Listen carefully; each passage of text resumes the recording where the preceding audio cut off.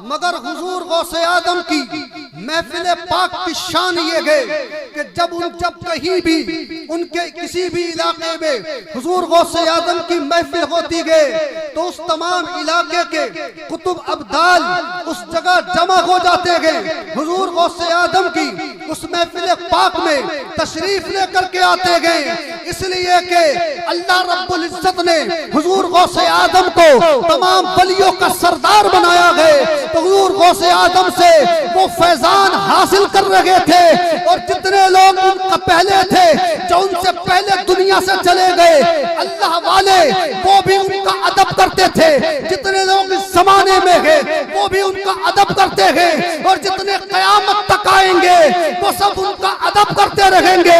बरेली शरीफ की सरजमीन से आला हजरत पुकार उठे, जो वली कब्ल थे या बाद हुए या होंगे, जो वली कब्ल थे या बाद हुए या होंगे, सब अदब रखते हैं दिल में मेरे आका तेरा, सब अदब रखते हैं दिल में मेरे आका तेरा। नारे तकबीर, नारे रिसालत, नारे गौसियत, मसलके आला हजरत, जश्न गौसुल वरा, नारे तकबीर।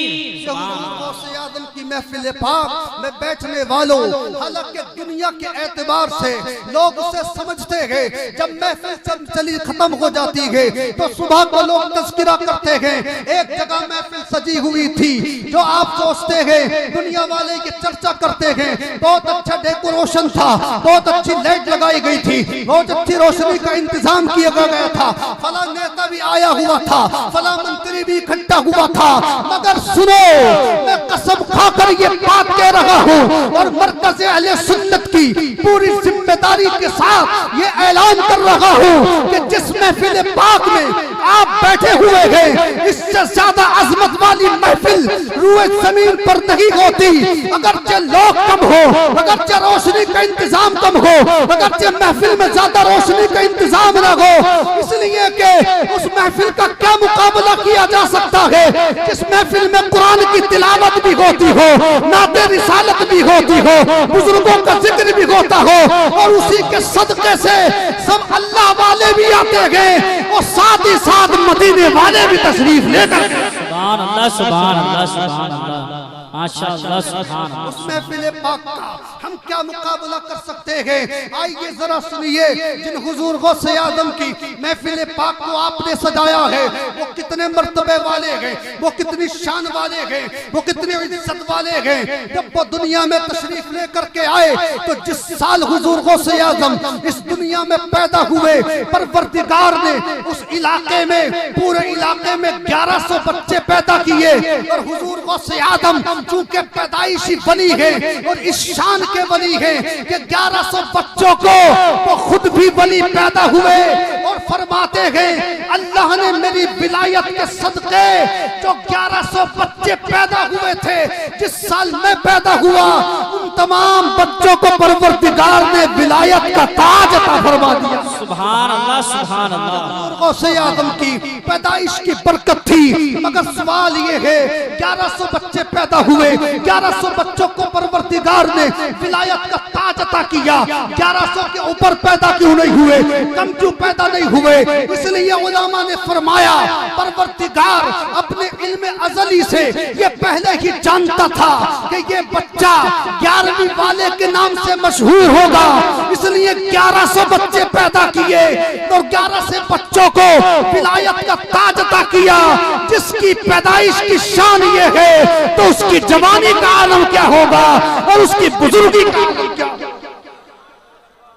जब हुजूर गौसे आदम तशरीफ लेकर के आए, अल्लाहु अकबर, कुछ आप जब तशरीफ लेकर के आए कुछ जमाने के बाद में मदरसा जाना शुरू कर दिया, कुरान पाक पढ़ना शुरू कर दिया, जैसे कि आपको बयान किया गया 18 सारे माँ के पेट ही में हिफ्ज कर लिए थे। हुजूर गौसे आजम ये वलियों के सरदार हैं, और जो वली होता है हमारा यकीन है, हमारा ईमान है, हमारा इज़ान है, हमारा अकीदा ये है बगैर इल्म के कोई वली नहीं हो सकता, बगैर आलिम के, बगैर इल्म पढ़े कोई वली नहीं बन सकता। अल्लाह ने किसी जाहिल को कभी वली नहीं बनाया, वली आलिम ही बन सकता है, कोई जाहिल अल्लाह का वली नहीं हो सकता। तो इस रिवायत के एतबार से जब वो पैदाइशी वली है तो पैदाइशी आलिम भी है, मगर फिर भी मदरसे के अंदर पढ़ने गए तो मदरसे में पढ़ने का क्या फायदा हुआ? खुद फरमाते हैं दरस्तुल इल्मा हत्ता सिरतु कुतुबन, ए लोगों मैं मदरसे में तालीम हासिल करता रहा, मदरसे के अंदर मैं पढ़ता रहा, तालीम हासिल करता रहा, यहाँ तक के परवरदिगार ने मुझे मदरसे के अंदर ही कुतुब बना दिया, मर्तबा अता फरमा दिया, परवरदिगार ने अज़मत अता फरमाई, बुलंदी अता फरमाई। इसी दिल में इल्म दीन को जिसको तुमने पसे पुष्ट डाल दिया है, जिसे लोग हासिल करना नहीं चाह रहे हैं, अल्लाहु अकबर, इसे दीन इल्म की खातिर मुस्तफा जाने रहमत के ये प्यारे प्यारे चाहत प्यारे प्यारे प्यारे महबूब हुजूर गौसे आजम अल्लाहु अकबर, इसी दीन को हासिल करने के लिए, इसी इल्म को हासिल करने के लिए बड़ी बड़ी मशक्कतों को उठाते हैं। कभी कभी घास खा करके जिंदगी गुजारते हैं, कभी कभी पत्ते खा करके जिंदगी गुजारते हैं, कभी कभी भूखे रह करके जिंदगी गुजारते हैं। अल्लाहु अकबर, बिलाल वलियों का ताजदार ऐसे ही नहीं बना दिया, वलियों के शहंशाह ऐसे ही नहीं बना दिया, वलियों ने उनका कदम अपनी गर्दनों पर ऐसे ही नहीं ले लिया, बल्कि इन्होंने मशक्कतें की, इन्होंने इबादत की, इन्होंने रियाजत की, इन्होंने मर्तबा हासिल करने के लिए कुरान मुकद्दस की तिलावत की। बाज़ उलमा ने बयान किया, ऐसी तिलावत फरमाते थे कि 15 साल तक एक पैर से खड़े होकर रात में पूरे कुरान की तिलावत कर दिया करते थे। अल्लाह ने अपने नफ्स को मारने के लिए कुरान की ऐसी तिलावत करते थे तो परवरदिगार ने गौसे आदम को वो मर्तबा अज़मत अता फरमाई, वली कोई भी हो गौसे आदम का अदब फरमाया। नारे तकबीर, नारे तकबीर, नारे रिसालत, नारे गौसियत, मसलके आला हजरत, सुभान अल्लाह, सुभान अल्लाह। गौसे आदम तकरीबन जानते हो कितने साल पढ़ाई की? कितने साल? आप 2 साल मदरसे में पढ़ लेते हैं, अपने आप को बहुत बड़ा समझते हैं। 3 साल मदरसों में पढ़ लेते हैं, अपने आप को बहुत मर्तबे वाला समझते हैं। 9 साल 10 साल मदरसों में पढ़ लेते हो, अपने आप को बड़ा मर्तबे वाला समझते हो। मगर सुनो, जो पैदाइशी वली हो, पैदाइशी आलिम हो, तब भी 18 साल तक तकरीबन तालीम हासिल करते रहे मदरसे के अंदर। और जब मदरसे से फारिग होकर के आए, जब बगदाद शरीफ की सरजमीन पर पहुंचे हुजूर गौसे आदम, तो अभी तकरीर नहीं फरमा रहे हैं, अभी लोगों को वाज नहीं फरमा रहे हैं, अभी लोगों को नसीहत नहीं फरमा रहे हैं। एक दिन ख्वाब में मेरे आका तशरीफ करके आए और पूछा, ए मेरे बेटे अब्दुल कादिर, तुम तकरीर क्यों नहीं फरमाते हो, तकरीर क्यों नहीं करते हो, वाज क्यों नहीं करते हो? हुजूर गौसे आदम फरमाते हैं, मैं ज़ोहर की नमाज से पहले एक मर्तबा सो गया, मुकद्दर बेदार हुआ, मेरे आका जलवगर हुए, तो मेरे आका ने पूछा, ए अब्दुल कादिर तुम तकरीर क्यों नहीं फरमाते हो? तो मैंने अर्ज की, मैं एक अजमी आदमी हूँ, यहाँ बड़े बड़े फुसहा बुलगा है, बड़े बड़े फसीह और बलीग बोलने वाले यहाँ लोग मौजूद हैं। अल्लाहु अकबर। तो हुजूर गौसे आदम के मुंह मुबारक में, दाहिने मुबारक में अपना लुआबे दहन मेरे आका ने 7 मर्तबा डाल दिया और इरशाद फरमाया, ए बेटे अब्दुल कादिर जाओ, तुम्हारी कमजोरी खत्म हो गई, अब तुम तकरीर किया करो। सरकार ने खुद इरशाद फरमाया, अल्लाहु अकबर। उस वक्त हुजूर गौसे आदम की शान क्या होगी जिससे मदीने वाले तकरीर करने कह रहे हैं, जिसे मदीने वाले तकरीर करने का हुक्म फरमा रहे हैं। फिर एक दूसरे दिन ख्वाब में हजरत अली कर्रमल्लाहु वजहुल करीम तशरीफ लेकर के आए, उन्होंने भी यही पूछा, ए बेटे अब्दुल कादिर तकरीर क्यों नहीं करते हो, तकरीर क्यों नहीं फरमाते हो? उनसे भी यही जुमला कहा, यहाँ बहुत बड़े बड़े फसीह लोग हैं, इस बुनियाद पर तकरीर नहीं करता हूँ। हजरत अली अली ने 6 मरतबा उनके दहन में, उनके मुंह में अपना लुआब दहन डाल दिया और फरमाया, ए बेटे अब्दुल कादिर, अब तुम तकरीर किया करो, अब तुम तकरीर फरमाया करो। अल्लाहु अकबर इतना कहना था सरकार गौस। मगर एक बात बता दूं, हजरत अली ने 6 मरतबा लुआब दहन क्यों डाला, 7 मरतबा क्यों नहीं डाला? आका ने 7 मरतबा डाला था। सुनो, हजरत अली ने 6 मरतबा इसलिए लुआब दहन डाला, 7 मरतबा इसलिए नहीं डाला। अगर 7 मरतबा डालते तो बराबरी का शायबा हो सकता था। कोई कह सकता था कि हजरत अली ने सरकार की बराबरी की, इसीलिए हजरत अली ने 6 मरतबा डालकर दुनिया को ये बता दिया, ए दुनिया वालों, कोई तुम्हें कितना भी मर्तबा दे, कितनी की इज्जत दे, मगर कभी सरकार की बराबरी मत करना, क्योंकि अल्लाह ने मर्तबा सरकार की बराबरी में नहीं रखा है, बल्कि अल्लाह ने मर्तबा उनकी गुलामी में रखा है, उनकी इताअत और फरमाबरदारी। 6 मरतबा हजरत अली ने डाला लुआब दहन। हुजूर गौसे आदम के मुंह मुबारक में इरशाद फरमाया, अब तुम तकरीर किया करो। अब सुनो, अब उस लुआब दहन डालने की बरकत देखो, आका के थूक मुबारक मुंह में डालने की बरकत देखो। सरकार गौसे आदम ने तकरीर करना शुरू कर दी। बगदाद की जामा मस्जिद में तकरीर फरमाई। एक ही तकरीर की पूरे बगदाद में हंगामा हो गया, पूरे बगदाद में डंका मचने लगा, पूरे बगदाद में तकरीर का वो असर हुआ, चारों तरफ से आवाजें आने लगी।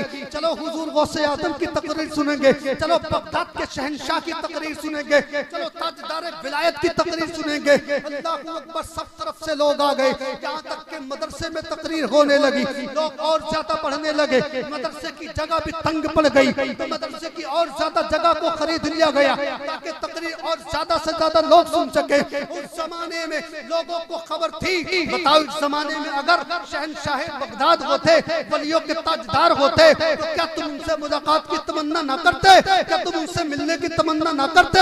अरे हमारी किस्मत होती तो हम जरूर उनका दीदार करने जाते, चाहे कोई भी सूरत हो सकती थी। लोग मक्का शरीफ जाने के लिए कितने पैसे खर्च कर देते हैं, लोग मदीना शरीफ जाने के लिए कितने पैसे खर्च कर देते हैं, लोग अल्लाह वालों की ज़ियारत के लिए कितने रुपए खर्च कर देते हैं। इस जमाने में हुजूर गौसे आदम होते तो हम उनके दीदार के लिए जरूर जाते। तो उस जमाने के तमाम मुल्कों के लोगों की जिसको पता चलता था हुजूर गौसे आदम का, लोग मुलाकात करने के लिए आने लगे, लोग तकरीर सुनने के लिए आने लगे।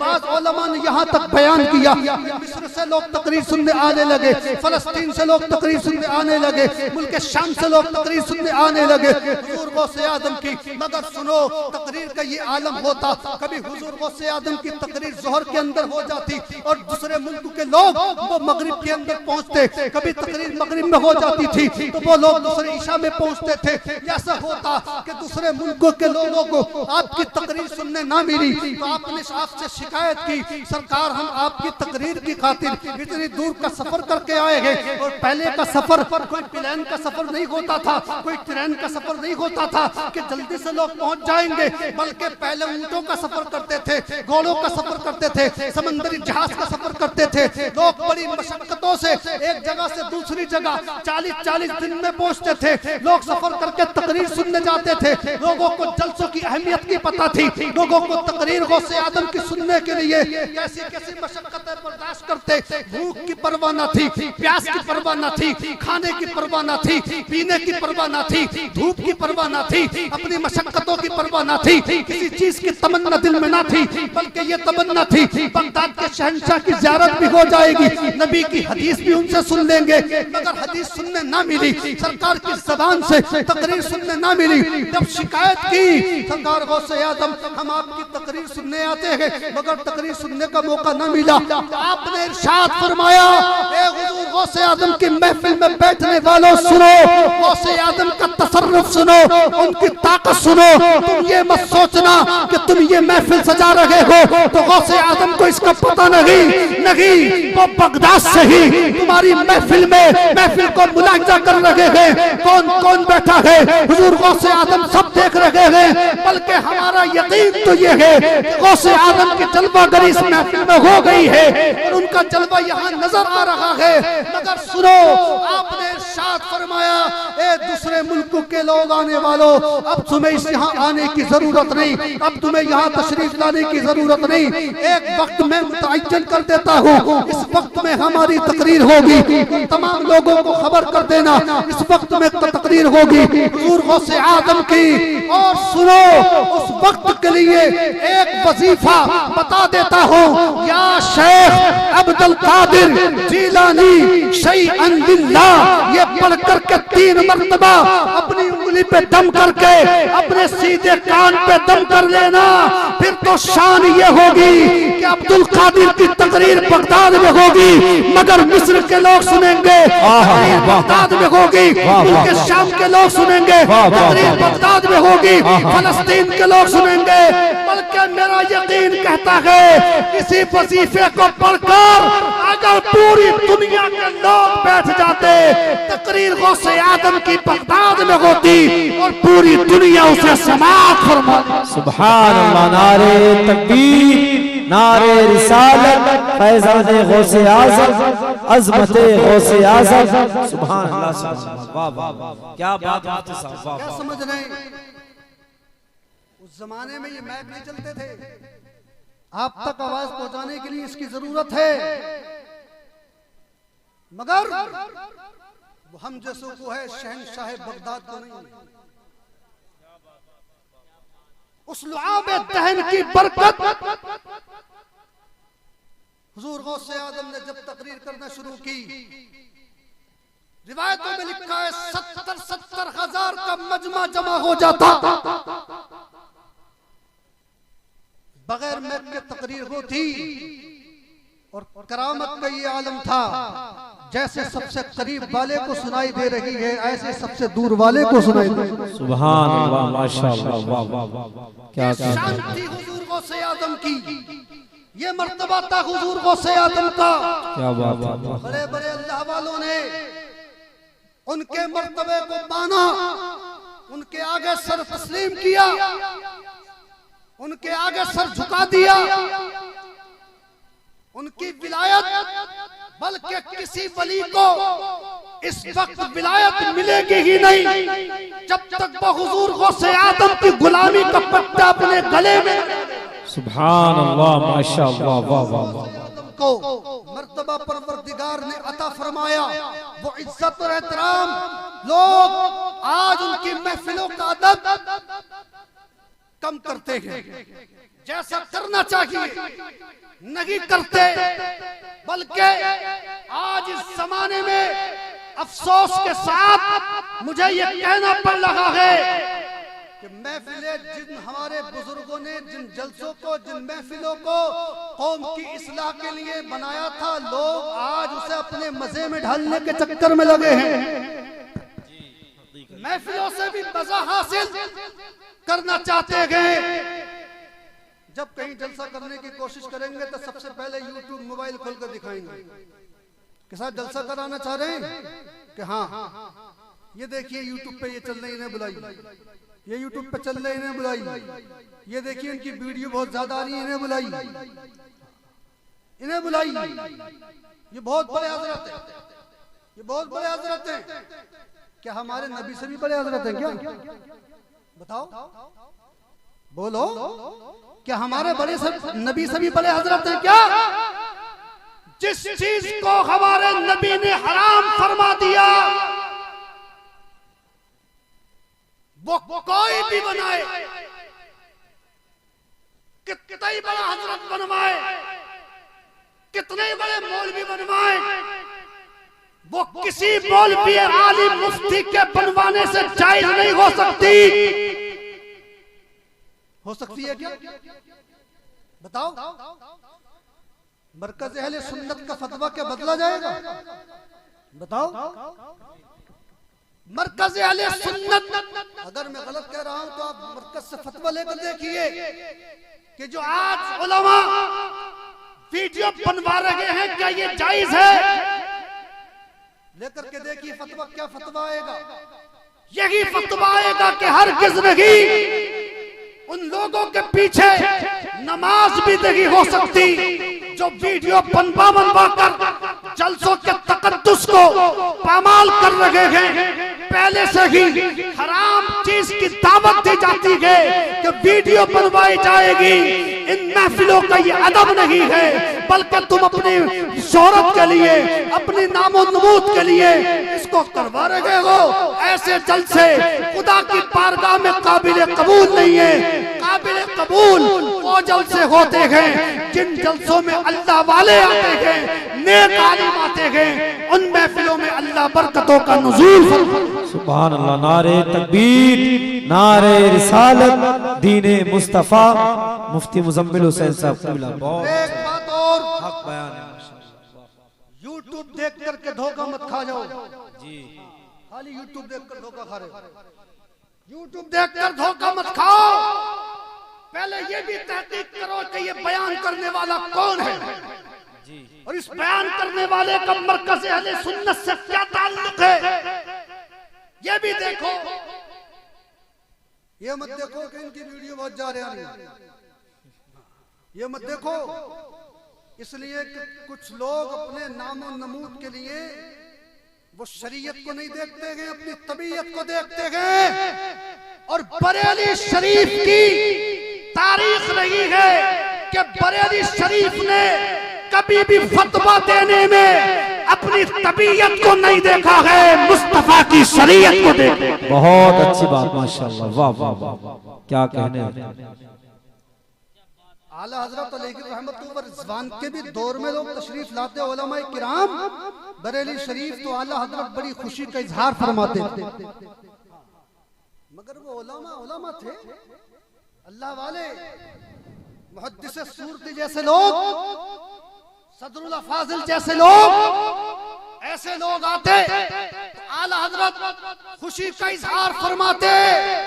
मगर आज अफसोस ये है, जिस शहर बरेली से सबसे ज्यादा शरीयत मुस्तफा का पैगाम दिया गया, आज उसी शहर बरेली में कुछ लोग वीडियो वालों का इस्तेमाल कर रहे हैं। नहीं नहीं, वीडियो वालों का इस्तेमाल नहीं किया जाएगा।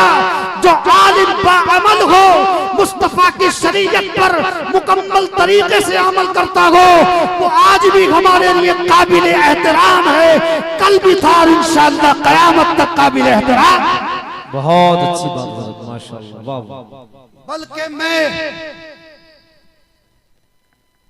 आओ पहले हुजूर को से आदम का तज़किरा और समाअत करो, मतलब कर बोलो सुभान अल्लाह, सुभान अल्लाह, सुभान अल्लाह, माशाअल्लाह। ये मत देखो वीडियो किसकी ज्यादा है, ये मत देखो, धोखा मत खाओ। और हर एक की तकरीर भी यूट्यूब पर मत सुनो। सबसे ज्यादा आज अगर गुमराहियत फैल रही है, लोग गुस्ताख बन रहे हैं, तो वो यूट्यूब की वजह से बन रहे हैं। ये मेरा पैगाम दुनिया तक पहुंचा दो। जो यूट्यूब का इस्तेमाल करते हैं वो लोग तकरीरें सुने, मगर उलमा अहले सुन्नत की यूट्यूब पर बयान करने वाले वहाबी भी हैं, देवबंदी भी हैं, गैर मुकल्लिद भी हैं, अहले हदीस भी हैं। पहले तुम ये जान लो कि बयान करने वाला कौन है। अगर बरेली का चाहने वाला है, मसलक आला हजरत का फैलोवर है, तो उसकी तकरीर भी सुनी जाएगी और उसकी ताज़ीम भी की जाएगी। वरना कितनी भी कोई अच्छी तकरीर करने वाला हो सकता है वहाबी हो सकता है देवबंदी हो सकता है गैर मुकल्लिद हो। इसलिए हर एक की तकरीर यूट्यूब पर मत सुनो, बल्कि अहले सुन्नत वल जमात की तकरीर सुन के अपने क़ुलूब को मुनव्वर व मुजल्ला फरमाया। सुभान अल्लाह, सुभान अल्लाह, बहुत अच्छा पैगाम, माशाअल्लाह, वाह वाह। ये देखिए शहंशाह बगदाद अल्लाहु अकबर एक कौल में इरशाद फरमाते हैं, आलिम बाअमल की पहचान, मुखलिस लोगों की पहचान। इरशाद फरमाते हैं, जो मुखलिस आदमी होगा वो काम दुनिया के लिए नहीं करेगा बल्कि अल्लाह के लिए करेगा। सुभान अल्लाह, सुभान अल्लाह, बहुत अच्छा। इबादत अल्लाह के लिए, रियाजत अल्लाह के लिए, तिलावत अल्लाह के लिए, सब कुछ अल्लाह के लिए करेगा। उसे ये परवाह ना होगी दुनिया वाले खुश हो या ना हो, दुनिया वाले खुश होंगे या नहीं होंगे इससे मतलब नहीं, बल्कि दिल में ये तमन्ना होगी दुनिया चाहे राजी हो या ना हो, मदीने के मुस्तफा मुझसे राजी हो जाएं, उनके सदके मेरा परवरदिगार मुझसे राजी हो। सुभान अल्लाह माशाअल्लाह, बहुत अच्छा। आइए देखिए शहंशाह बगदाद गौसे आजम का मामला क्या है। हुजूर गौसे आजम ये लक़ब है। गौसे आजम का आप देखेंगे बहुत ज्यादा मदद करने वाला। अल्लाहु अकबर। हुजूर गौसे आजम की बारगाह में कोई यतीम आता था, आप उसकी मदद करते थे। कोई गरीब आता था, आप उसकी मदद करते थे। कोई पढ़ने वाला आता था, आप उसकी मदद करते थे। बल्कि बड़े बड़े बादशाह उनसे खैरात लेने के लिए आते थे और इतनी कीमती लिबास हुजूर गौसे आजम पहनते थे कि बड़े बड़े बादशाहों को एतराज होने लगा कि इतने बड़े अल्लाह वाले और इतना कीमती लिबास पहनते हैं। हुजूर गौसे आजम को जब इस बात का पता चला तो आपने इरशाद फरमाया, अबे वो दुनिया के बादशाह हैं जो कीमती लिबास दुनिया को दिखाने के लिए पहनते हैं। अब्दुल कादिर तो इसलिए कीमती लिबास पहनता है कि एक मर्तबा मैं खुद पहन लूं और दूसरी मर्तबा वही लिबास कोई गरीब आदमी पहन ले ताकि सरकार की सुन्नत पे अमल। सुभान अल्लाह माशाअल्लाह। जो लिबास पहनते एक मर्तबा, दूसरी मर्तबा में वो लिबास गरीबों को दे दे। बात है माशाअल्लाह। हर आदमी लिबास नहीं खरीद सकता, इसलिए हुजूर गौसे आजम खरीद लेते, इसलिए बहुत कीमती लिबास पहनते। और शहंशाह बगदाद क्यों ना मर्तबे वाले हों, क्यों ना इज्जत वाले हों, क्यों ना रिफत वाले हों, इसलिए कि जिंदगी में रह करके अपने आका की सुन्नतों पे अमल करते। सुभान अल्लाह। मुस्तफा जाने रहमत की सुन्नतों पे अमल करते। सुभान अल्लाह सुभान अल्लाह। एक हदीस शरीफ सुनो पहले, मचलकर पूरा मजमा हाथ उठाकर बोलो या रसूल या रसूल अल्लाह माशाअल्लाह। सरवरे कायनात जनाबे मोहम्मद रसूलुल्लाह सल्लल्लाहु अलैहि वसल्लम मस्जिद नबवी में तशरीफ फरमा है। एक नकाब पोश औरत मस्जिद नबवी शरीफ में तशरीफ लेकर के आई। मदीने के ताजदार उनकी ताजीम के लिए खड़े हो गए। बोलो मुझे सुभान अल्लाह। उनकी ताजीम के लिए आका खड़े हो गए और जब आका को खड़े होते देखा तो सहाबा किराम भी खड़े हो गए। अल्लाहु अकबर। हुजूर गौसे हुजूर सरवरे कायनात की तहय्युतु वस्सना ने उनको लेकर के ताजीम के साथ अंदर लेकर के आए और अपनी चादर को बिछा दिया। उस चादर पे उनको बिठाया, उनसे गुफ्तगू फरमाई और उसके बाद उनको जब वो जाने लगी तो दरवाजे तक छोड़ने के लिए आए। मेरे आका सहाबा किराम ने अर्ज की, या रसूल अल्लाह, ये कौन मुकद्दर की सिकंदर औरत है, ये कौन खुशनसीब औरत है। दुनिया के लोग आपकी ताजीम के लिए खड़े हो जाते हैं, मगर आप इस खुशनसीब औरत के लिए ताजीम के लिए खड़े हो गए। मेरे आका ने इरशाद फरमाया, ये कोई आम औरत नहीं बल्कि वो मेरी माँ है जिस माँ ने मुझे दूध पिलाया, यानी मेरी माँ दाई हलीमा है। सरकार ने दाई हलीमा की ताजीम के लिए खड़े होकर के ये बता दिया कि जो माँ सिर्फ तुम्हें दूध पिलाए उसकी ताजीम के लिए तुम खड़े हो जाया करो।